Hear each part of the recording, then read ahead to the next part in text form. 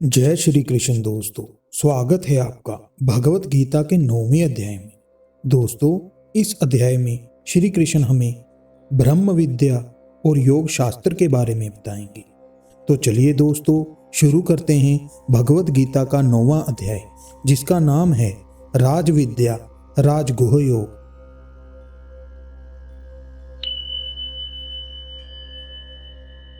श्री भगवान बोले, तुझ दोष दृष्टि रहित भगत के लिए इस परम गोपनीय विज्ञान सहित ज्ञान को उन भली भांति कहूंगा, जिसको जानकर तू दुख रूप संसार से मुक्त हो जाएगा।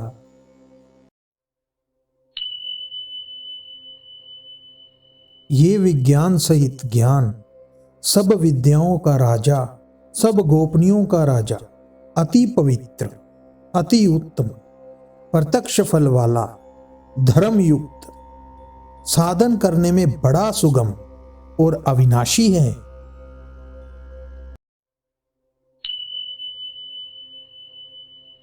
हे परंतप, इस उपयुक्त धर्म में श्रद्धा रहित पुरुष मुझको ना प्राप्त होकर मनुष्य रूप संसार चक्र में भ्रमण करते रहते हैं।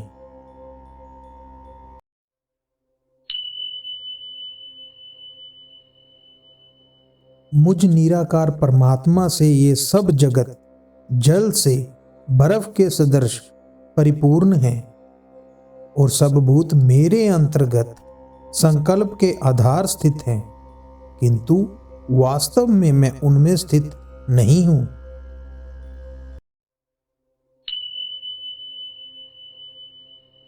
वह सब भूत मुझ में स्थित नहीं है, किंतु मेरी ईश्वरीय योग शक्ति को देख कि भूतों का धारण पोषण करने वाला और भूतों को उत्पन्न करने वाला भी मेरा आत्मा वास्तव में भूतों में स्थित नहीं है।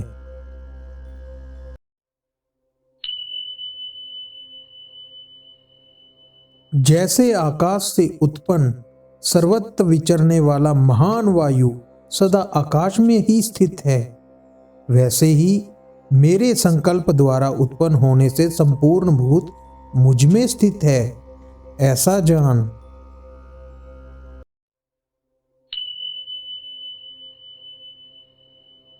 हे अर्जुन, कल्पों के अंत में सब भूत मेरी प्रकृति को प्राप्त होते हैं, अर्थात प्रकृति में लीन होते हैं, और कल्पों के आदि में उनको मैं फिर रचता हूं।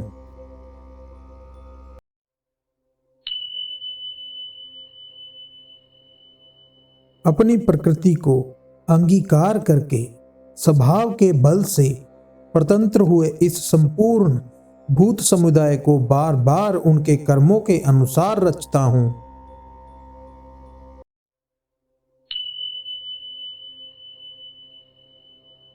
हे अर्जुन, उन कर्मों में आसक्ति रहित और उदासीन के सदृश स्थित मुझ परमात्मा को वे कर्म नहीं बांधते, जिसके संपूर्ण कार्य कर्तव्य भाव के बिना अपने आप सत्ता मात्र ही होते हैं। उसका नाम उदासीन के सदृश है।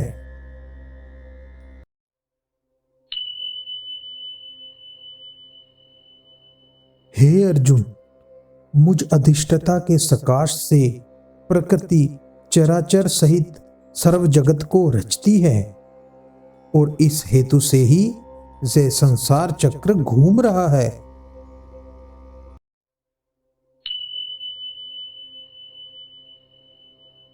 मेरे परम भाव को ना जानने वाले मूढ़ लोग मनुष्य का शरीर धारण करने वाले मुझ संपूर्ण भूतों के महान ईश्वर को तुच्छ समझते हैं, अर्थात अपनी योग माया से संसार के उद्धार के लिए मनुष्य रूप में विचरते हुए मुझ परमेश्वर को साधारण मनुष्य मानते हैं।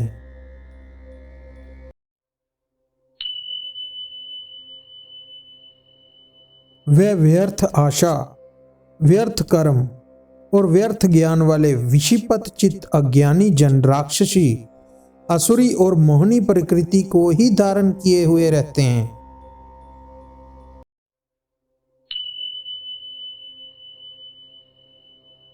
परंतु हे कुंती पुत्र, देवी प्रकृति के महात्मा जन मुझको सब भूतों का सनातन कारण और नाश रहित अक्षर स्वरूप जानकर अनन्य मन से युक्त होकर निरंतर भजते हैं।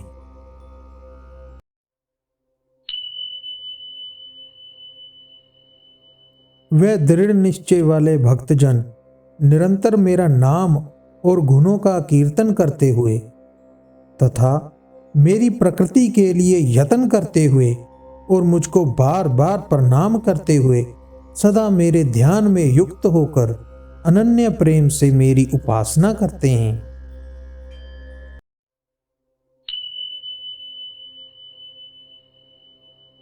दूसरे ज्ञान योगी मुझ निर्गुण निराकार ब्रह्मा का ज्ञान यज्ञ द्वारा अभिन्न भाव से पूजन करते हुए भी मेरी उपासना करते हैं, और दूसरे मनुष्य बहुत प्रकार से स्थित मुझ विराट स्वरूप परमेश्वर की पृथक भाव से उपासना करते हैं।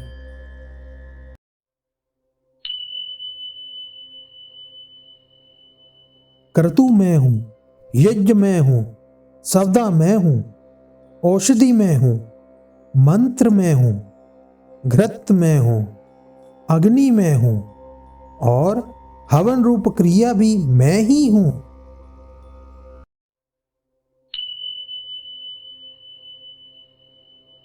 इस संपूर्ण जगत का धाता अर्थात धारण करने वाला एवं कर्मों के फल को देने वाला पिता माता पितामह जानने योग्य पवित्र ओंकार तथा ऋग्वेद सामवेद और यजुर्वेद भी मैं ही हूं।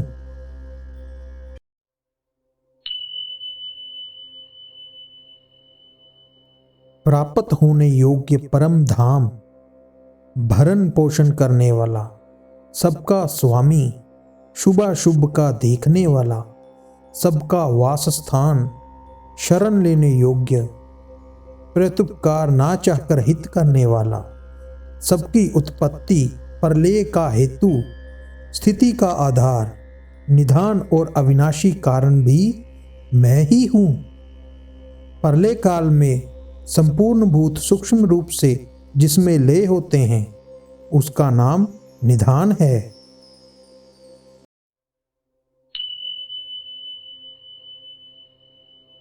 मैं ही सूर्य रूप से तपता हूं, वर्षा का आकर्षण करता हूं और उसमें बरसता हूं। हे अर्जुन, मैं ही अमृत और मृत्यु हूं और सत्य असत्य भी मैं ही हूं।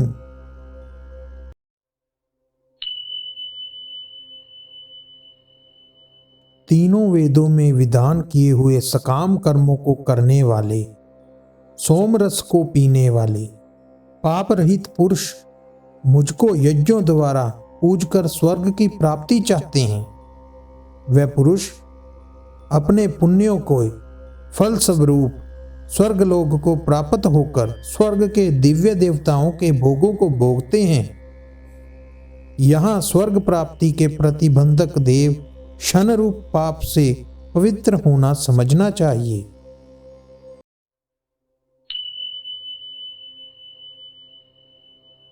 वह उस विशाल स्वर्गलोक को भोगकर पुण्यशीन होने पर मृत्यु लोक को प्राप्त होते हैं।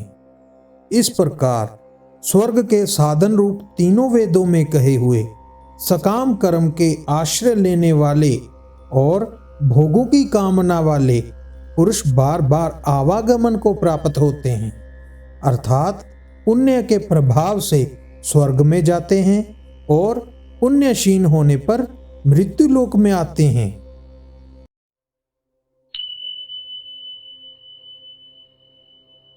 जो अनन्य प्रेमी भक्तजन मुझ परमेश्वर को निरंतर चिंतन करते हुए निष्काम भाव से भजते हैं, उन नित्य निरंतर मेरा चिंतन करने वाले पुरुषों का योगक्षेम मैं स्वयं प्राप्त कर देता हूँ। भगवत स्वरूप की प्राप्ति का नाम योग है और भगवत प्राप्ति के निमित्त किए हुए साधन की रक्षा का नाम क्षेम है।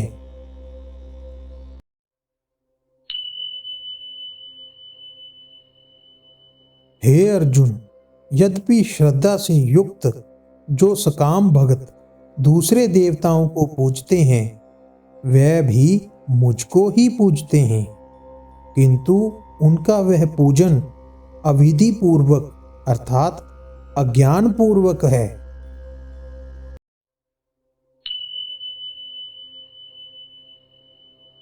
क्योंकि संपूर्ण यज्ञों का भोक्ता और स्वामी भी मैं ही हूं, परंतु वे मुझ परमेश्वर को तत्व से नहीं जानते, इसी से गिरते हैं अर्थात पुनर्जन्म को प्राप्त होते हैं।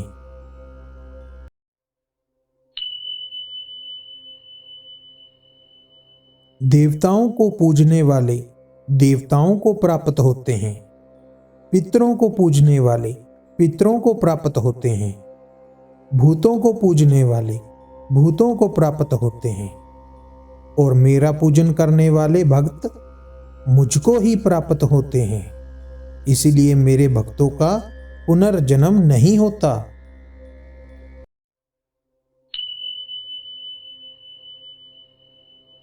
जो कोई भक्त मेरे लिए प्रेम से पत्र, पुष्प, फल, जल आदि अर्पण करता है, उस शुद्ध बुद्धि निष्काम प्रेमी भक्त का प्रेम पूर्वक अर्पण किया हुआ वह पत्र पुष्प आदि मैं सुगुण रूप से प्रकट होकर प्रीति सहित खाता हूं।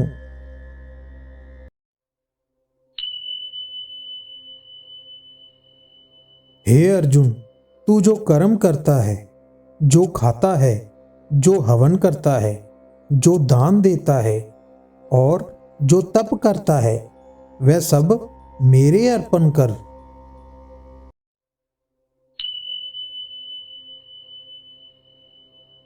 इस प्रकार जिसमें समस्त कर्म मुझ भगवान के अर्पण होते हैं, ऐसे संन्यास योग से युक्त चित्त वाला तू शुभाशुभ फल रूप कर्म बंधन से मुक्त हो जाएगा और उनसे मुक्त होकर मुझको ही प्राप्त होगा।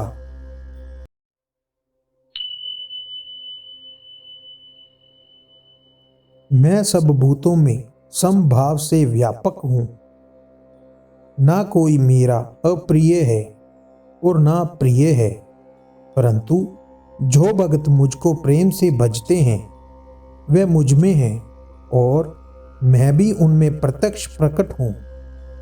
जैसे सूक्ष्म रूप से सब जगह व्यापक हुआ भी अग्नि साधनों द्वारा प्रकट करने से ही प्रत्यक्ष होता है, वैसे ही सब जगह स्थित हुआ भी परमेश्वर भक्ति से बजने वालों के ही अंतकरण में प्रत्यक्ष रूप से प्रकट होता है।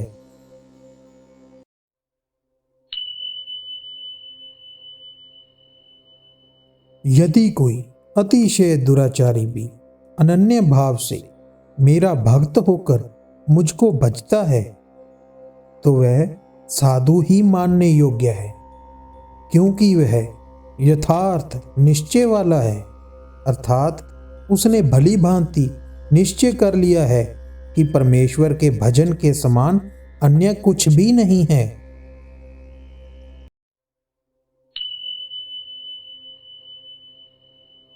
वह शीघ्र ही धर्मात्मा हो जाता है और सदा रहने वाली परम शांति को प्राप्त होता है।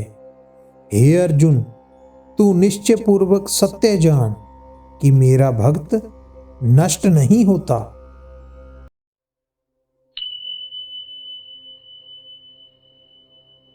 हे अर्जुन, स्त्री, वैश्य, शूद्र तथा पाप योनि, चंडाल आदि जो कोई भी हो, वह भी मेरे शरण होकर परम गति को ही प्राप्त होते हैं।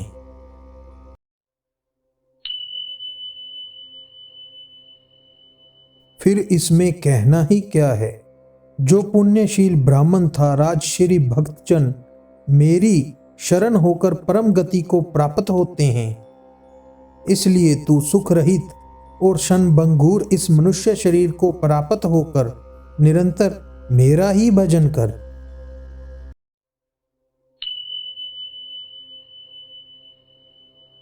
मुझ में मन वाला हो, मेरा भक्त बन मेरा पूजन करने वाला हो, मुझको प्रणाम कर।